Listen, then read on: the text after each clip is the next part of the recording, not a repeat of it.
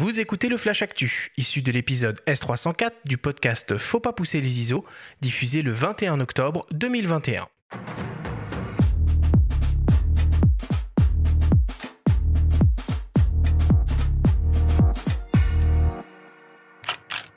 Cette semaine dans le Flash Actu, Sony fait maigrir son 70-200 mm f2.8. Samyang se lance dans les zooms avec un premier 24-70 mm f2.8 et un photographe français remporte le prestigieux Wildlife Photographer of the Year 2021.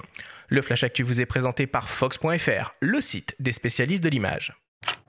Sony annonce la seconde génération de zoom 70 mm f2.8 constant pour son système hybride 24-36 en monture E. Le constructeur a principalement travaillé sur le poids de l'objectif et a réussi le tour de force de lui faire perdre plus de 400 grammes. Pour cela, pas de secret, la formule optique a été entièrement repensée et passe de 23 à 17 éléments avec des verres ED, super ED et pas moins de 3 lentilles asphériques. Autre nouveauté, la distance minimale de mise au point passe de 96 cm à 40 cm au 70 mm. Enfin, on retrouve également d'un point de vue ergonomique une bague manuelle de réglage du diaphragme cranté ou continu. L'objectif est toujours naturellement équipé d'une stabilisation optique avec 3 modes de fonctionnement, d'une quadruple motorisation linéaire XD et est compatible avec les convertisseurs de focale. Il est aussi naturellement protégé contre les intempéries.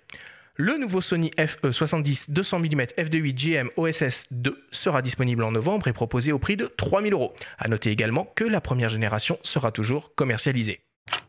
La société sud-coréenne Samyang lance son tout premier zoom à destination des hybrides Sony 24-36 en monture E. Il s'agit d'un transstandard 24-70 mm offrant une ouverture constante de 2.8, conçu aussi bien pour un usage photo que vidéo.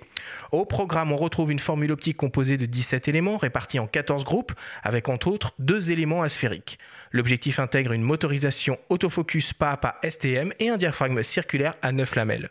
Il propose une distance minimale de mise au point de 35 cm, une fonction permettant de régler l'ouverture avec la bague de mise au point manuelle et une protection contre les intempéries. Pour un usage vidéo, on retrouve par exemple une conception par focale qui permet de conserver la mise au point sur un sujet pendant une phase de zooming ou un contrôle linéaire de la mise au point manuelle pour des bascules de points. Le nouveau Samyang AF 24-70 mm f2.8 FE sera disponible en novembre et proposé au prix de 899 €. Et pour finir, le photographe français Laurent Balesta remporte le très prestigieux prix Wildlife Photographer of the Year 2021, organisé par le Musée d'Histoire Naturelle de Londres avec une photographie sous-marine de mérou en phase de reproduction. Cette compétition est ouverte aux professionnels et aux amateurs. 50 000 photos étaient en compétition et Laurent Balesta a classé 5 de ces images parmi le top 100 des plus belles photos de nature de l'année. Un livre édité par Biotop vient de paraître dans lequel on peut retrouver l'intégralité du palmarès, l'histoire derrière chaque image et les conditions de prise de vue.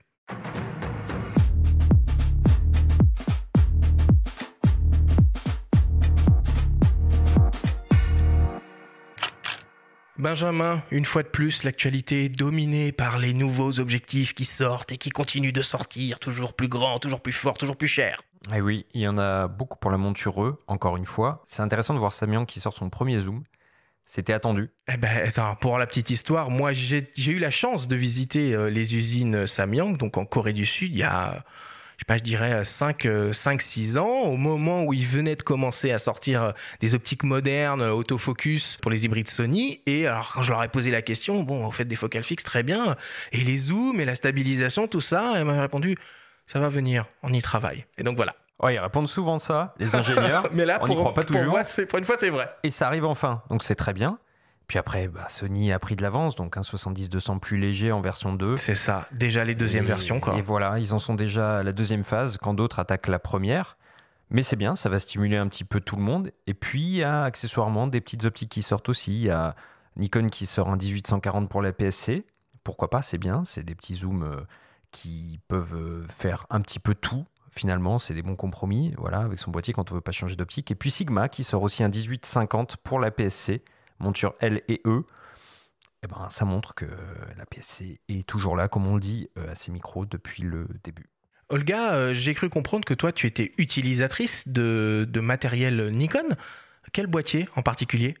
Pas seulement, en fait, on est tous chez l'agence Nour, ambassadeurs de Nikon. C'est-à-dire qu'on a de la chance d'avoir vraiment accès aux magnifiques lentilles optiques, boîtiers de Nikon. Mais déjà, moi, je ne suis pas quelqu'un de très, très technique et souvent, on rit avec les techniciens de Nikon parce que parfois, quand je reçois quelque chose qui est nouveau, je les appelle pour donner mon retour et en fait, mes remarques sont plutôt philosophiques et au feeling. Et là, vous parlez sincèrement de rocket science, mais c'est important tous les le feeling. termes. Ouais, t'as raison, mais c'est important. Oui, mais sauf que pour les techniciennes qui sont vraiment passées des années, comme tu as dit, on y travaille, effectivement, c'est incroyablement long, incroyablement dur pour sortir la nouvelle lentille avec la nouvelle technologie. Et parfois, j'avais aussi des réactions parce que j'adore en fait à travailler avec la ligne d'optique assez classique de Nikon. Donc, j'utilise un adaptateur pour le mettre même sur le boîtier, sur les hybrides. Pour mettre les optiques réflexes sur les Z. Tout à fait, parce que je pense que ça donne vraiment une image incroyable et c'est tout à fait normal parce que en fait, les techniciennes sont passées beaucoup plus de temps pour développer ces lentilles-là qui existent depuis très longtemps. Donc, ça explique aussi pourquoi mon feeling peut-être est vrai. Mais encore une fois, je pense qu'ils vont rigoler en m'écoutant parce que moi, je parle de feeling et pas du tout des aspects techniques. Je n'ai pas répondu à ta question sur quel boîtier j'utilise. Du coup, moi, je divise clairement mes boîtiers que j'utilise pour la vidéo et mes boîtiers que j'utilise pour la photo. Je préfère ne pas mélanger les deux. Le pire cauchemar pour moi, quand je pars en tournage et le client dit « moi, je veux les photos et les vidéos », en fait, je refuse les commandes comme ça parce que je pense qu'on peut faire qu'une chose bien à la fois et j'insiste sur ce point. Et du coup, moi, j'utilise pour mes photos Nikon DF, qui n'est pas du tout le leader du marché, mais c'est un boîtier... c'est la première fois que j'entends ça, tiens, le DF. Écoute, ça fait plaisir. Ouais. C'est un boîtier qui avait ses adeptes. Nous, à la rédac, on avait certains adeptes. Il était beau, ce boîtier, déjà, pour commencer. Intéressant, mais on aimait bien lui taper dessus en rappelant qu'il ne faisait pas de vidéo, mais il faisait du live view pour un truc un peu qui se voulait vintage. Bon, c'était des choix un petit peu particuliers, mais là encore, des choix d'ingénieur, donc peu importe. Ça prouve que les photographes l'aiment et tant mieux. Le fait qu'il ne fait pas de vidéo, ça me permet de sortir avec ce boîtier et n'y pas être pressé de faire la vidéo. Ça n'existait pas dans le boîtier, mais c'est un rêve en fait. Et moi, je l'utilise souvent pour le projet perso, avec optique très simple, avec l'optique simple et classique, 35 mm. C'est comme ça que je vois le monde normalement. Ici, je ne suis pas obligée de ramener avec moi les autres lentilles, donc c'est ma optique de préférence, c'est comme ça que je travaille sur un projet perso. Et évidemment, c'est pas toujours le cas, que tu as de la chance de sortir et ne pas devoir faire l'autre chose. Mon deuxième appareil photo, c'est le Nikon Z7, que j'utilise notamment parce que il a un mode silent shooting, donc photographie silencieuse. Et comme je travaille beaucoup, notamment dans le lieu de culte, comme les mosquées, l'église, en fait, pour ma travail de documentariste, ça m'a débloqué parce qu'avant, j'ai vraiment calculé le moment quand est-ce que je prends la photo. Donc là, avec cet appareil, je suis très libre. Et pour faire des vidéos, c'est le Z6. Bon, tu es très bien équipé. Et toi qui, du coup, discutes beaucoup avec Nikon, j'imagine, est-ce que tu as pu mettre un peu la main sur le prochain, là, qui va bientôt sortir, peut-être un jour, on ne sait pas, le Z9 ? Pas encore. Tout à fait. Il y a des collègues chez nous qui font parfois des tests de nouveaux équipements qui sortent, avant qu'ils sortent. Mais en fait, je suis déjà tellement ravie avec tout ce que j'ai qu'en fait, je ne suis pas pressée d'avoir... je n'ai pas cette excitation. Tiens, cette semaine, la nouvelle modèle sort, il faut absolument que j'aille. Si mon matériel marche bien, et s'il répond à mes besoins des cinéastes ou des photographes, tant mieux. C'est très clair.